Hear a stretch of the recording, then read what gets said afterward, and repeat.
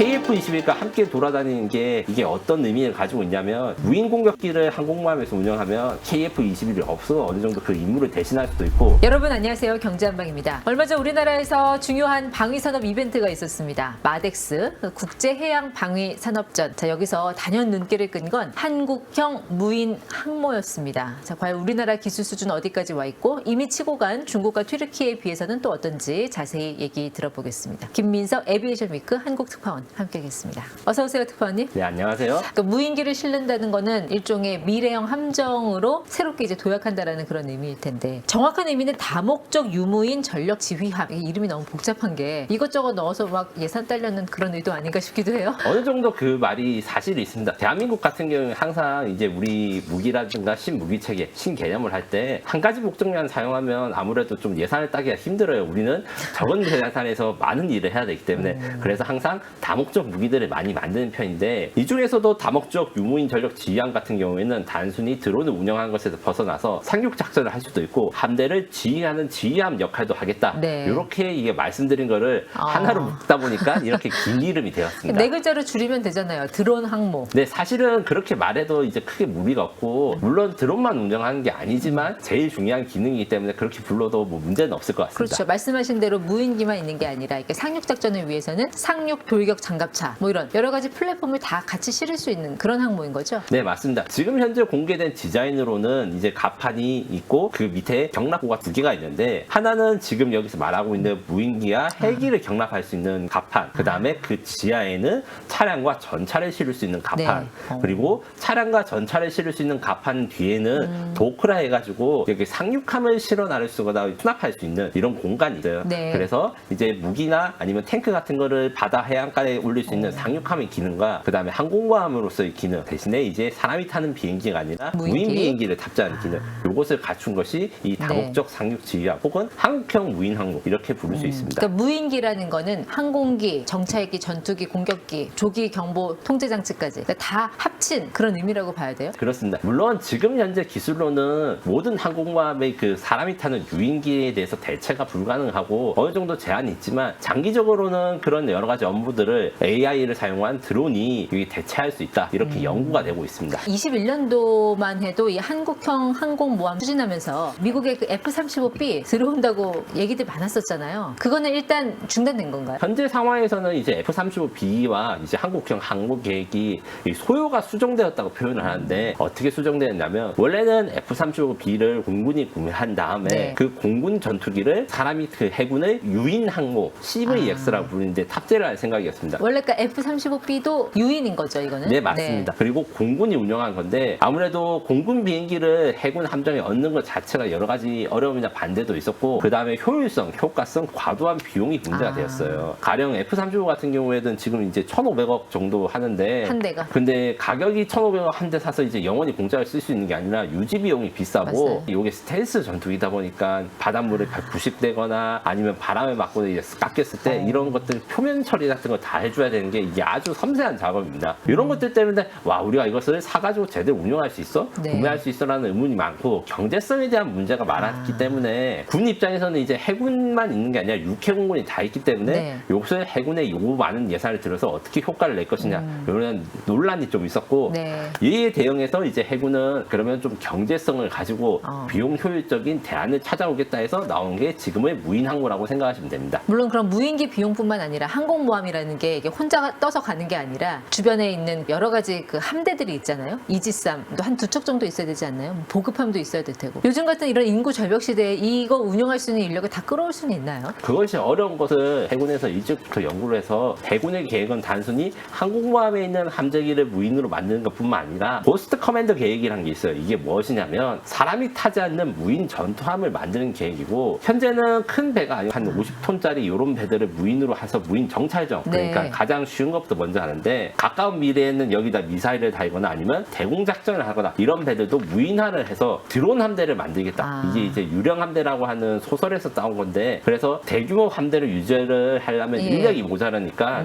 항공모함의 함재기도 무인으로 만들고, 항공모함의 호위 세력도 장기적으로는 무인 함정이나 유무인 복합 함정 이렇게 이행을 할 계획을 가지고 있습니다. 무인기 항공모함이라는 게 뭐 확장성이라든지 다목적성, 생존성 이런 거 다 고려하면 기본적으로 뭐 3만 4만 톤급, 그러니까 배수량이요? 한 6만 톤급 이상은 돼야 되지 않아요? 두 가지 변천이 있었습니다. 첫 번째로 이제 우리나라가 항공모함 CVX 계획을 만들 때는 4만 톤급의 항공모함을 만들기 계획했었는데 이 4만 톤급 위한 F-35B 한 20대 정도를 탑재할 수 있거든요. 항공모함에 앞서 말했듯이 다양한 종류의 항공기가 필요한데 F-35로만 채워버리면 다른 임무를 못합니다. 여기다가 이제 여러 가지 변수가 있었는데 F-35가 너무 비싸가지고 KF-21 우리 보라비 전투기도 이제 항공모함을 만들자 이런 이야기를 했었다가 네. 요거를 하려니까 크기가 좀 키워져야 돼요. 그래서 2023년도 마덱스에서는 6만 톤짜리 항공모함이 제시됐는데 4만 톤만 해도 한 2조 원이 넘는데 6만 톤이 되면 거의 3조 원 드는 것이 아니냐, 아니면 그 안에 비행기까지 채워두면 도대체 몇 조가 드는 것이냐, 요걸로 해서 다소간의 논란이 좀 있었습니다. 3조 원이라고 하면 F-35B가 1,500억이니까 대당. 이거 네. 원래 20대 들어오려고 그랬잖아요. 네. 거기 들어가는 3조 원이 그 항공모함 한 대 만드는 그 비용이었던 거네요. 네, 배 만드는 데만 3조, 비행기 채우는 데가 또 3조, 이렇게 드신다고 생각하시면 됩니다. 그런데 이제 다른 나라들 같은 경우는 어때요? 지금 무인 항공모함 갖고 있는 나라가 제가 알기로는 중국, 이란, 튀르키예 정도인데 맞나요? 이 세 개 국가가 항공모함이라 할 수 있는 무인 함정들을 운영하고 있고, 그 중에서 이제 튀르키예가 가장 발전돼 있는데 기술적으로는 중국도 만만치가 않습니다. 중국 같은 경우는 지난해 12월이었나요? 그 강습 상륙함, 스촨함 이거 진수시켰거든요. 이거 실제로 운용하고 있어요?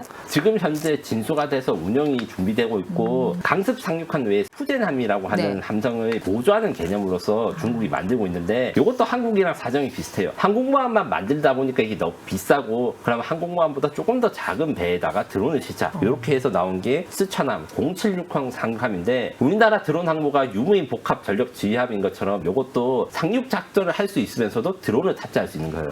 거기다가 전자식 캐터필터를 탑재해서 그냥 드론, 그러니까 무인 헬리콥터 같은 거는 뭐 아무 장비가 없어도 운용이 가능한데, 탑재량이 좋고 속도가 빠른 드론을 네. 사용하려면 사출기가 있어야 되고, 그곳에 설치한 최초의 드론 항모가 이 스촨함입니다. 전자식 캐터필트라는 게 사출기 말씀하시는 거잖아요. 네, 기존에는 맞습니다. 전자식이 아니었는데 원래 지금 이제 미국에서 사용하고 있는, 그 다음에 프랑스에서 사용하고 있는 사출기는 증기라고 맞아요. 해가지고 네. 힘을 엄청 압축해가지고 그 힘으로 밀어내는 건데, 그렇죠. 네. 요 사출기의 경우에는 구조도 복잡한 데다가 원자력 추진 기관이 필요해요. 왜냐하면 원자력을 돌리는 스팀 터빈을 일부 돌려가지고 쓰기 때문에, 그렇기 때문에 사출기를 장착한 항공모함을 만들기가 매우 어려웠는데, 네. 자기 부상 열차에 원리 응용한 이 전자식 사출기가 있으면, 전력이 있으면 이걸로 돌릴 수가 있기 때문에 구조가 간단해지고 작은 배에도 적용할 수 있는 장점이 있습니다. 중국은 무인 항모가 있는 거고 무인 정찰기도 운영을 하고 있다고 들었거든요. 그리고 GJ-11이라는 그 스텔스 전투기도 갖고 있잖아요. 거의 3박자를 다 갖춘 거 아니에요? 현실적으로 중국이 기술적으로 가장 뛰어난 무인 항모를 보유하고 있는 게 맞고, 그 이유는 세계 최초로 전자식 캐터필터를 적용한 무인 드론 항모를 운영하고 있었어요. 물론 다른 나라들도 이런 항모의 운용에 관심이 많고 도전하는데 중국이 좀 빠른 게 사실이고, 여기 GJ-11 같은 경우에는 이제 정찰과 타격을 같이 할 수 있는 스텔스 무인 전투기, 이렇게 이야기되고 있습니다. 조금 전에 튀르키예도 눈여겨봐야 된다고 했는데 튀르키예는 어떤 무인 항모를 갖고 있어요? 27,000톤짜리 스페인에서 수입한 아나톨로라는 상륙함이 있었어요. 이게 우리나라 독도함의 2배쯤 되는 크기고, 이것도 상륙함이었는데, 원래 튀르키예는 여기다가 F-35B를 운용하려고 했었으나 아무래도 얼마 전에 그 에르도안 대통령과 미국과의 사이가 그렇게 좋지 않아서 그렇죠. F-35 수출이 거절되니까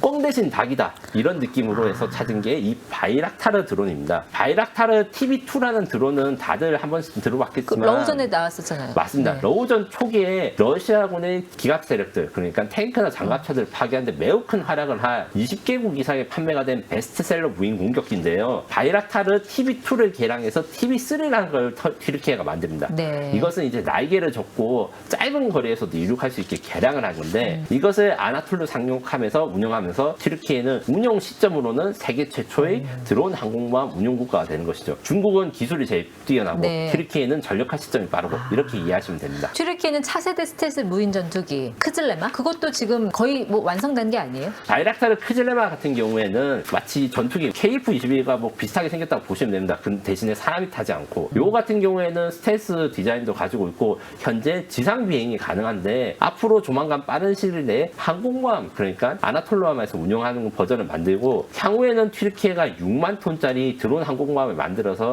앞서 말한 튀르키 바이락타르 TB2나 크즈레마를 40대 이상 실는 이런 계획을 가지고 있습니다. 이란은 좀 어떤가요? HD 현대중공업에서 만들어준 컨테이너선을 이거 무인 항공모함으로 개조했다고 그러던데. 이것은 이제 샤헤드 바겔이라고 해서, 원래는 컨테이너선을 이란이 개조해서 판으로 만드는 건데 거기다가 샤헤드 136 그러니까 우크라이나에서 지금 활약하고 있는 자폭 드론뿐만 아니라 타이르 323, 아바빌 3, 모아제르 6, 샤헤드 236 그러니까 제트 엔진 샤헤드까지 다양한 드론들을 운영하고 있습니다. 요 같은 경우에는 이란 앞바다에서 사실 항공모함을 크게 운영할 필요는 없는데 네. 기본적으로 이란의 그 국가적 자존심 압박을 가기 위해서 이제 좀 만든 보여주기식인 게 강해요. 왜냐하면 아무래도 이번 컨테이너선을 개조하니까 실제 눈을 보면 야 이 고물배를 잘 고쳤구나 이런 생각이 좀 들 정도 좀 네. 낙후된 건 사실이거든요. 다만 그 전투력만은 어느 정도 인정을 해야 되는 게 여기 탑재된 드론들은 전부 다 실전을 겪었거나 아니면 완성도가 있는 드론이기 때문에 예. 유사시에 이란이 이 드론 항모를 사용해가지고 미국 항공모함이 나왔을 때 이 견제를 하거나 아니면 공격을 할 수 있는 능력은 갖추었다 이렇게 생각하시면 됩니다. 타이르 313은 스텔스 기능도 갖추고 있는 거잖아요. 스텔스 기능을 갖춘 게 원래는 사람이 탄 비행기를 만들라 했는데 아직은 시험 개발을 한 상태에서 사람이 타면 위험하니까 무선 조종으로 한번 바꿔봤어요. 네. 그런데 이게 괜찮아 보여서 무인기가 된 거예요. 그래서 타이르 323 같은 경우에는 완벽한 스텔스기라고 하기엔 약간 무리가 있지만 그래도 이 정도 크기가 되는 중대형 공격 드론을 가졌다는 점에서 이란의 과학력과 드론 기술력도 무시하기 어렵다 이런 상황이 되었습니다. 지금 들어보니까 우리나라 무인기 기술은 좀 뒤처지고 있는 게 아닌가 하는 생각도 드는데 하나 에어로스페이스가 미국의 GA사 합작해서 뭔가를 개발은 하고 있다고 들었는데 그거 어디까지 와 있어요? 우선 한국의 무인 항공기 개발사를 짧게 이야기를 하자면 한국은 현재 4단급 무인기, 그다음 군단급 무인기, 그다음에 중고도 무인기라 해가지고 대형 무인기들을 국산 개발을 했으나 네. 이 중에 차기 4단급 무인기는 개발이 좀 지연되고 있어가지고 대차안을 찾고 있는 와중에 하나 에어로스페이스가 국내외 공동 개발을 통해 가지고 이 차기 군단급 무인기 사업에 도전한 것이 바로 모하비라고 하는 비행기입니다. 모하비는 제너럴 아토믹사가 만든 리퍼 무인기, 그러니까 전 세계에서 가장 유명한 무인 공격기를 기반으로 항공모함이라든가 아니면 아스팔트 그냥 야지 활주로에서 이착륙이 가능한 단거리 이착륙형 비행기로 알려져 있는데 이것이 얼마 작년 말에 독도함에서 이륙 시범을 했어요. 네. 그래서 이제 항공모함에서 이런 고정익기를 운영할 수 있다 이런 걸로 해서 지금 제한 중이고 고정익기가 중요한 거는 우리 항공모함이나 배에 무인 헬기는 움직일 수 있지만 헬기는 아무래도 속도도 느리고 탑재량도 적고 그리고 무엇보다 항속 시간 그러니까 비행을 할 수 있는 시간이 한 두어 시간 얼마 길지 않아요. 근데 네. 고정익기를 만약에 항공모함에서 운영할 수 있으면 한 번에 6시간, 7시간 이상을 연속 비행할 수 있으니까 함대를 감시하거나 장기 임무 수행에 적합해서 이런 고정익기가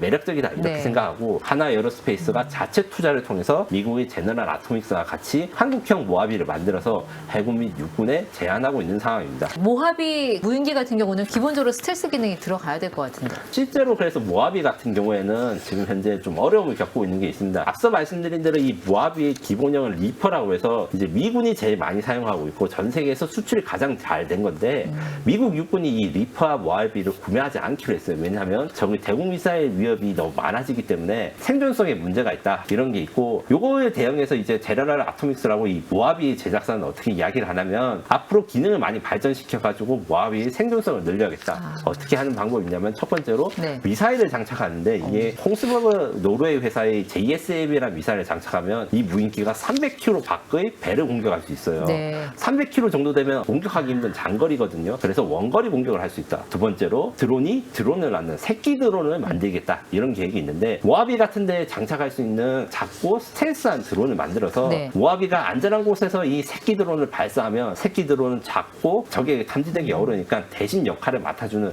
그런 네. 임무를 하는 걸로 제안하고 있습니다. 우리는 물론 북한도 신경 쓰이지만 지도를 좀 더 넓혀보면 중국, 나아가서 타이완까지도 다 신경이 쓰이는 나라들이라 아무래도 해군 강화력이 굉장히 중요한 과제라고 보거든요. 또 게다가 우리는 또 삼면이 바다인데 왜 해군은 약할까? 근데 말씀을 들어보니까 우리나라도 자체적으로 준비하고 있는 게 많이 있네요. 다만 이제 준비해야 될 게 많다 보니까 예산도 많이 필요하고 그래서 매니아 분들이라든가 일반 국민들이 원하시는 것보다 전력화가 항상 늦은 게 좀 저희가 반성할 점입니다. 이런 게 이제 우리가 관심이 없다기보다는 제한된 자원에서 가장 먼저 이제 대응해야 되는 걸 먼저 개발하다 보니까 요것도 필요한데 이건 언제 나와? 이렇게 이야기가 좀 많이 나오죠. 카이에서도 군단급 무인기 블록2를 개발했잖아요. 그럼 결국 경쟁은 모하비하고 블록2 그리고 최근에 대한항공이 바이락타르 그거 들어왔잖아요. 결국 이제 3파전이 될 것 같은데 다 공격 및 정찰 기능이라 전투기는 없네요. 지금 현재 무인기 해군의 무인기 도입 사업에서 이야기되는 산축은 크게 군단급 무인기 2를 만든 카이가 해군 작전용 무인기를 지금 현재 설계 중이고 이외에 앞서 말한 이제 이미 독도함에서 이륙 시험을 한 모하빅을 하나 에어로스페이스가 국제 협력 생산을 할 예정이고 네. 또한 대한항공이 튀르키예 바이락타르 4와 이제 MOU를 맺어서 바이락타르 TB3 그러니까 튀르키예 항공모함에서 운영 중인 것을 들여와서 이제 경쟁을 하고 있습니다. 네. 이 비행기 셋 다 ISR 혹은 타격 임무를 가지고 있다 이렇게 이야기를 하는데 여기서 ISR이라는 건 쉽게 말해서 정찰이고 그렇죠. 정보를 수집하고 하는 게 일단 중요하고 왜냐하면 바다 위에 함대는 이지스함들은 레이더 성능이 아무리 좋아도 지구가 둥글기 때문에 장거리 탐지가 안 돼요. 네. 높은 곳에 올라야지 멀리 볼 수가 있는데 A사 레이더 탐지하면 되잖아요. A사 레이더가 고도가 낮은 것은 탐지가 안 되는 거죠. 그래가지고 무조건 고도가 높아야지 함대의 정찰 범위가 늘어나고 이것을 드론이 제공해 줘가지고 이게 제일 중요한데 요거 외에도 본격적인 정찰, 공격, 그 다음에 요격 임무까지 한 대형 무인기들이 연구되고 있습니다. 네, 결국 KF-21 얘기가 안 나올 수가 없네요, 여기서. 네, 맞습니다. 원래는 그 역할을 KF-21N 해군형이 맡을 생각이었는데 아무래도 개발비가 이제 몇 조 원 정도 들고 항공모함의 사이즈도 커져야 되니까 지금 현재 대한항공과 카이에서는 KF-21보다는 크기가 작지만 어느 정도의 요격 임무, 그 다음에 예. 공격 임무를 할 수 있는 무인기들이 두 종 개발 중입니다. 네, 근데 이제 KF-21 같은 경우는 같이 작전할 수 있는 무인기, 왜 가을이라는 게 있었는데 이게 거의 망하는 분위기라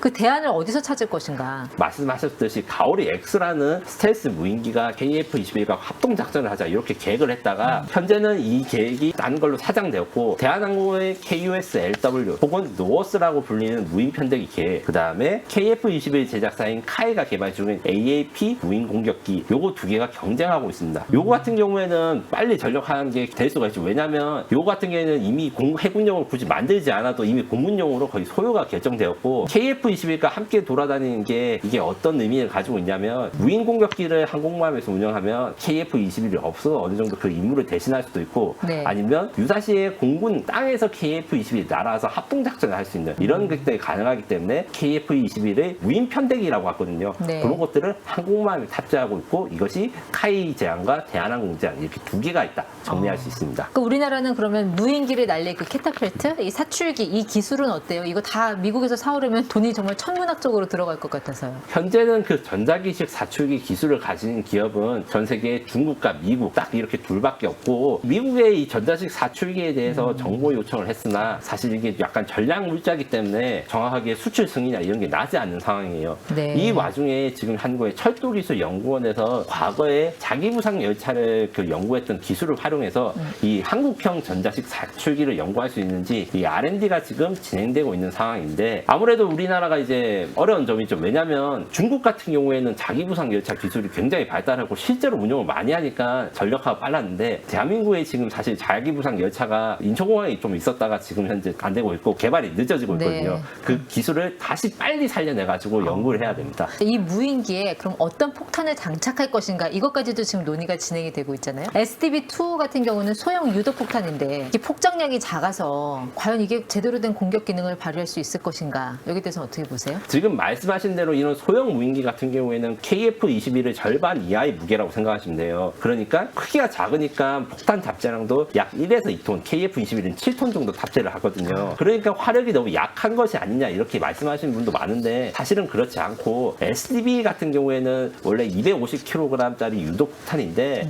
1000kg짜리 일반 폭탄만큼 위력이 있는 부분이 있어요. SDB-1과 2에서 1 같은 경우에는 크기가 4배 큰 1톤짜리 폭탄의 관통력과 같은 관통력을 가져서 지하 표적을 공격하기 쉬운 거고 SDB-2는 여기다가 마치 미사일과 같은 탐색기라고 하죠. 요게 붙어 있어서 적의 배를 공격할 수가 있어요. 네. 물론 크기가 앞에서 말씀드렸다시피 크기가 매우 작기 때문에 이거 한 발을 가진다 해서 배가 가라앉거나 이렇게 되진 않는데 북한이나 아니면 중국의 구축함들이 요새 레이더도 많이 달리고 미사일도 많이 달리고 예. 있으니까 이 SDB-2로 기습 공격을 하면 이 눈가기를 적 군함에 마비시킬 수 있는 거예요. 그렇게 되면 배가 떠 있어도 사실은 눈가기가 보면 장림이 돼버리고 네. 그 이후에는 자유롭게 공격을 해서 파괴를 할 수 있거든요.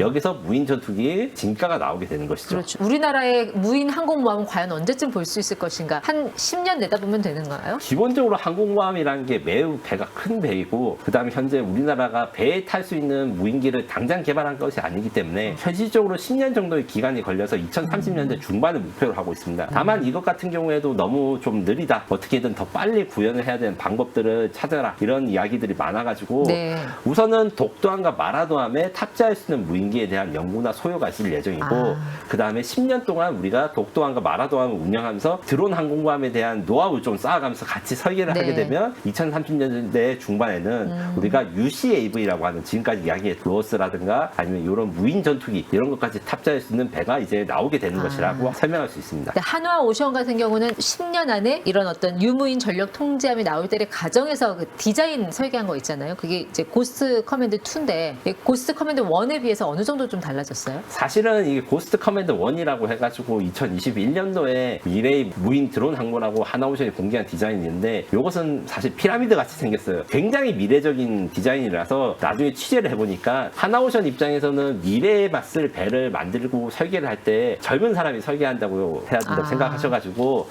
그때 당시 막 입사한 신입 설계자분, 그러니까 젊은 설계자분들한테 20년 뒤에 미래의 배가 어떻게 될지 네. 상상해봐라, 이런 컨셉 디자인 중심으로 가서 고스트 커맨드 1이 나왔는데, 이번 고스트 커맨드 2 같은 경우에는 해군이 드론 항공모함이 필요하다고 소요 결정, 그러니까 장기적으로 이게 필요하다고 서류에 못을 박아놓은 상태에서 제안을 했기 때문에 당장 10년 안에 만들 수 있는 검증된 디자인이 뭐가 있을까 해서 네. 원래는 하나오션이 개발했던 그 항공모함과 상륙함 디자인을 믹스를 해서 지금 현재 구현 가능한 현실적인 디자인으로 만들어 봤다, 이런 답변을 얻을 수 있었습니다. 헬기 탑재형 상륙함에 좀 더 가깝다. 그러니까 어떻게 보면은 중국의 076형 그런 강습 상륙함과 비슷하다고 보면 돼요. 거의 비슷하다고 볼 수 있고요. 특히 여러 가지 개념, 그러니까 캐터피더를 가졌지만 상륙함이 가능하다, 이 점에서 많이 닮아 있고, 다만 이제 중국 입장에서는 이 상륙함이 메인 전력이 아니고 네. 그 푸젠함이라든가 이런 10만 톤급 그 항공모함의 보조 전력인데, 대한민국 같은 경우에는 미군 항공모함의 보조 전력으로서 이 드론 항모를 같이 한미연합 자산으로 쓰겠다, 이런 계산이 있습니다. 그렇죠. 이제 현대전은 뭐 드론전이라고 하는데 이제 드론 무인 항공모함까지 우리가 갖추게 되면 뭐 K방산도 한 단계 더 도약하는 뭐 그런 시기를 맞을 수 있지 않을까 싶습니다. 네, 김민석 특파원 함께했습니다. 고맙습니다. 감사합니다.